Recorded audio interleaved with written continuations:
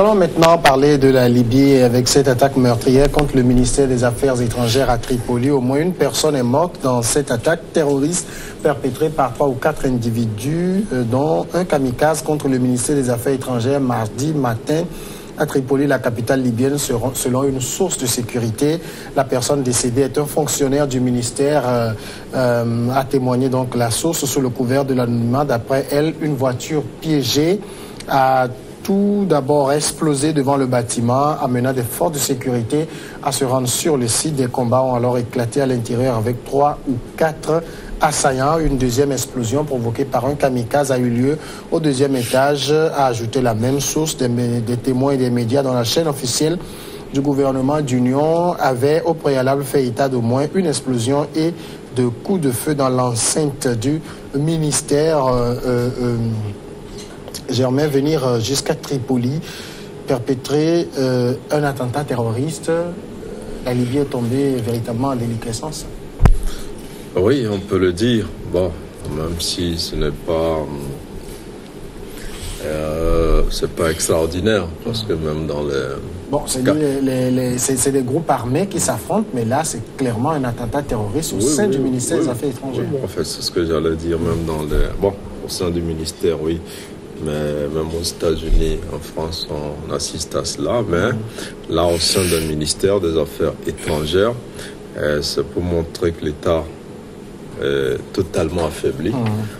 Donc, le gouvernement de transition, soutenu par la communauté internationale, a de réelles difficultés donc, pour assurer la sécurité du pays, pour normaliser d'abord la vie en Libye. Et le ministre de la Sécurité, donc lors de la conférence de presse qui a suivi cet attentat-là, a eu à déplorer le fait que les forces de sécurité en Libye n'ont pas de moyens, ils n'ont même pas d'armes, et n'ont même pas de véhicules du fait d'un embargo imposé donc, sur ce pays. Mais après, les causes aussi sont beaucoup plus profondes. Depuis la chute de Kadhafi, plusieurs groupes armés se sont emparés du territoire national et puis aussi une partie du pays qui est occupée par un gouvernement parallèle dirigé par le maréchal Haftar. Donc, ce qui fait que la Libye, qu'on espérait renaître de ses cendres avec plusieurs élections programmées en 2019, notamment les référendums, les législatives et la présidentielle aujourd'hui, et avec cet attentat-là, je crois qu'on recule. Et l'horizon qu'on croyait s'éclaircir un peu, ce n'est pas encore ça. Il y a beaucoup à faire et la communauté internationale qui a observé malheureusement ce pays-là tomber un peu dans cette situation, à mon avis, a une grande responsabilité. Doit pouvoir accompagner avec les moyens les autorités libyennes, même celles qui sont reconnues par cette communauté internationale, ou aussi on peut les rassembler, toutes ces forces-là, pour que l'État libyen renaisse de ses cendres. Parce qu'aujourd'hui, ce territoire-là est le nid de tout. Non pas seulement le nid des djihadistes, mais également le nid des passeurs. On a nos frères de l'Afrique subsaharienne aussi qui passent par là. Et c'est assez décevant pour un pays qui était un peu comme la lumière de l'Afrique, avec un président, un guide à l'époque assez ambitieux pour l'Afrique, et que subitement, donc, ce pays se retrouve dans cet état, c'est un peu regrettable. Francisco, l'attentat au sein même du ministère des Affaires étrangères, c'est un message que ces groupes terroristes voulaient envoyer à l'extérieur? Oui, on peut dire oui, parce qu'il y a déjà même des initiatives qui se préparent pour organiser une conférence pour la Libye, je crois déjà pour le mois de janvier. Et donc déjà le fait d'attaquer même le ministère des Affaires étrangères qui doit être, s'agit de Tripoli, qui doit être au cœur de toutes ces organisations et qui sont considérés comme des vendus.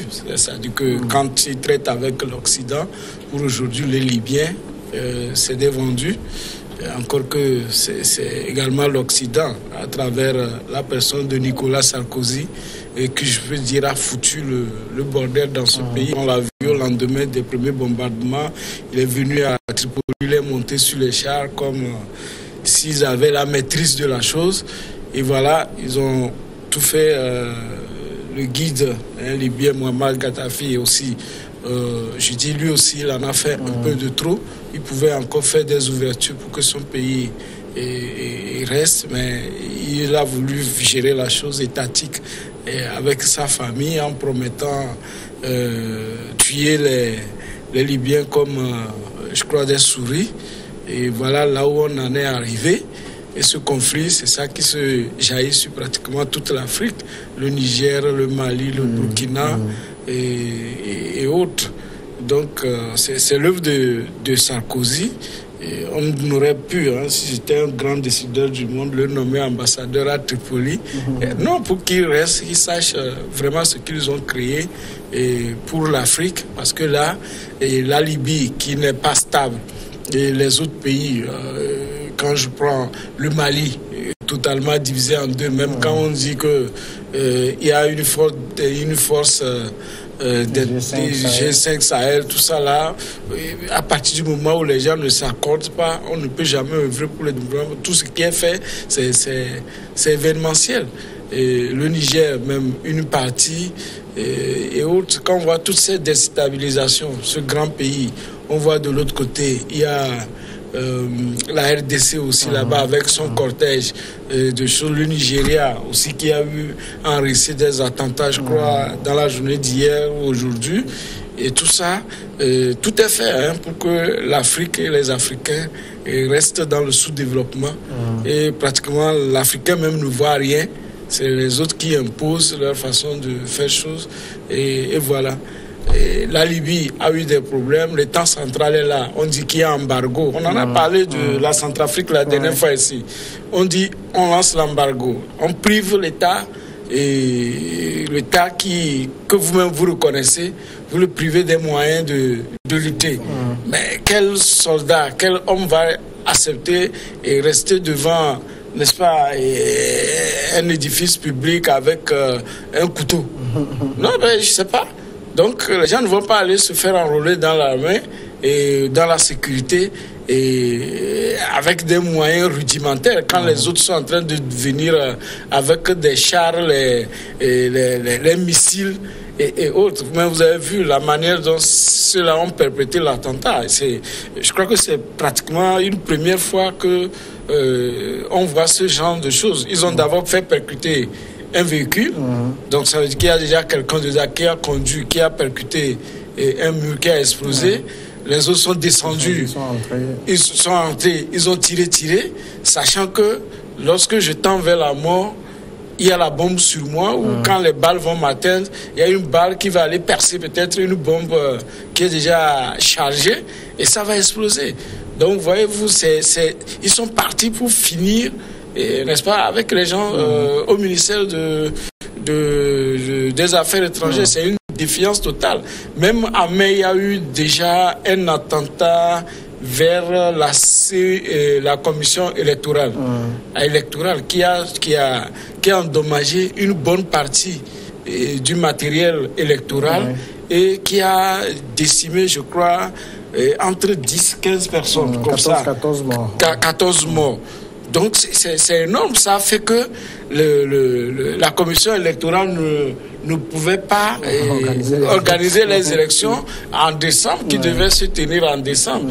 Et donc voilà, donc c'est encore, disons, des difficultés, et je ne sais pas quand est-ce que cette Libye-là pourra être pacifiée, parce que les groupes d'intérêt, chacun de son côté, le général de l'autre côté, avec les fuites de pétrole, et tout le monde, et puis quand la guerre avec les chefs de zone, c'est difficile de réconcilier les gens.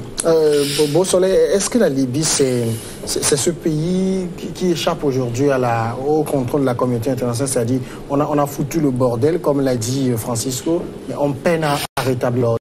Oui, ça sera difficile de rétablir l'ordre, d'autant plus que on est allé trop loin et le pays est totalement détruit. et si bien qu'il y a des groupes d'intérêt, comme l'a dit Francis, et cette division et cette situation n'arrange que ces groupes, et ça serait très très très difficile de pouvoir faire asseoir ces groupes et amener la paix en Libye. Et la Libye était un espoir pour toute l'Afrique, et les conditions, les populations vivaient quand même mieux par rapport à certains pays, et ça a été quand même déplorable. Toute l'Afrique a déploré et cette situation qu'on a créée en Libye. Et maintenant, ça serait très très très difficile. Très difficile qu'on revienne, que la Libye retrouve la paix, parce qu'à chaque fois qu'on tente de faire asseoir les protagonistes, ce n'est que d'échec en échec. Et franchement, vous voyez que la fois passée, mais quand il y a eu cette rencontre-là en France, ils se sont empressés de dire qu'il y aurait des élections le 10 décembre. Et les groupes, les djihadistes et certains groupes armés sont là pour leur rappeler à chaque fois que la paix n'est pas pour le bout du tunnel, même au niveau de la Libye. Ce n'est pas encore pour demain. Et il faut quand même avoir, je peux dire, le miracle pour qu'on puisse avoir une Libye apaisée et une Libye encore inscrite sur la voie du développement, comme l'a fait dans le temps Mohamed Kadhafi. On peut lui reprocher beaucoup de choses, ça c'est vrai, mais sa disparition forcée a quand même endommagé cette Libye, et les conséquences, on l'a suivi comme Francis l'a dit, partout en Afrique. Et aujourd'hui, le terrorisme au niveau du Mali jusqu'au Burkina, près de chez nous ici, mais ce n'est que la conséquence de ce qui s'est passé en Libye et que nous déplorons. Vraiment, vivement que Dieu entende nos prières pour que la Libye puisse réellement se pacifier. Et vraiment, ça serait difficile. Et je dis même quasiment impossible pour que la paix revienne à la Libye et en Libye de sitôt. Et puis, je le disais, comme l'enjeu aussi, c'est les autres puissances étrangères qui soutiennent les groupes armés au niveau de ce pays. Et j'ai comme l'impression que personne n'est prêt aujourd'hui à céder pour que la paix revienne. Quand vous prenez le Qatar, il y a certains groupes qui sont soutenus par le Qatar, d'autres par l'Arabie Saoudite. Et quand c'est comme ça, il y a même des intérêts religieux même qui sont en jeu. Et la guerre se déplace, la guerre idéologique et même religieuse se déplace du Moyen-Orient jusqu'à l'Afrique, en Libye, et on ne fait que financer ces groupes pour perdurer davantage la situation, et ces soutiens savent ce qu'ils en gagnent. La paix n'est pas pour demain en Libye. Germain, est-ce que le problème dans le cas libyen, ce n'est pas aussi parce qu'on n'envisage pas une solution à la libyenne? C'est comme on veut créer une solution occidentale qu'on impose à la Libye. Oui, vous avez raison, c'est le tort même de l'Afrique en général. Les Africains cherchent la solution de l'extérieur. Dans presque tous les pays, quand il y a des problèmes, c'est des facilitateurs étrangers, c'est des grandes puissances. Et donc, on ne cherche pas à s'asseoir. Les valeurs africaines qu'on avait, l'arba palavre, tout ça, ça n'existe pas en Afrique noire en tout cas. Et on cherche toujours des solutions de l'extérieur, et où parfois elles sont dictées carrément, parce que la Libye, c'est une situation qui a été quand même créée par certaines puissances, notamment la France et les États-Unis. C'est vrai qu'on met Sarkozy devant, mais Sarkozy ne pouvait pas faire cette guerre en Libye. Il n'avait pas les moyens de chasser Kadhafi. Si les Américains n'avaient pas mis tous les moyens logistiques et même des renseignements pour repérer Kadhafi et l'éliminer, il a fallu l'intervention des Américains, tout cela. Donc, il y a eu cette communauté internationale-là qui a profité du fait que le guide libyen n'était pas ouvert à la démocratie. Il avait promis d'éliminer ceux qui demandaient l'ouverture démocratique comme des rats. Donc, pour le dégager. Mais pour le dégager, finalement, ça a créé beaucoup plus de dégâts. Et aujourd'hui, cette démocratie-là, on est bien loin de l'avoir. On est dans un chaos qui fera que pour asseoir la démocratie, ça va prendre encore des dizaines d'années. Maintenant, la solution viendra de la Libye. Oui, en principe, mais à partir du moment où, comme le disait Beau Soleil, tous ces groupes-là qui occupent des espaces en Libye ont des soutiens à l'étranger. Il y a des gens qui tirent les ficelles. Et que donc ces soutiens-là, officiellement, on ne les voit pas, mais officieusement, ils sont bien présents et assez actifs. Et les gens ne pourront pas discuter librement. Les gens iront à des négociations, mais ne pourront pas prendre des engagements parce que derrière, ceux qui le soutiennent n'ont pas donné des consignes. Et donc, on va tourner en rond. Et vous savez que les crises aussi, pendant qu'il y a crise dans un pays, c'est d'autres pays qui en profitent. Donc, les gens en profitent largement.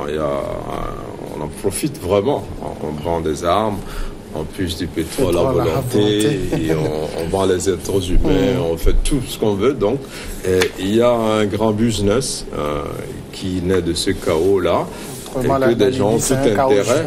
Voilà, des gens n'ont pas intérêt à ce que le problème libyen soit réglé. On va marquer la pause maintenant. C'est la grande et on revient après parler du tour.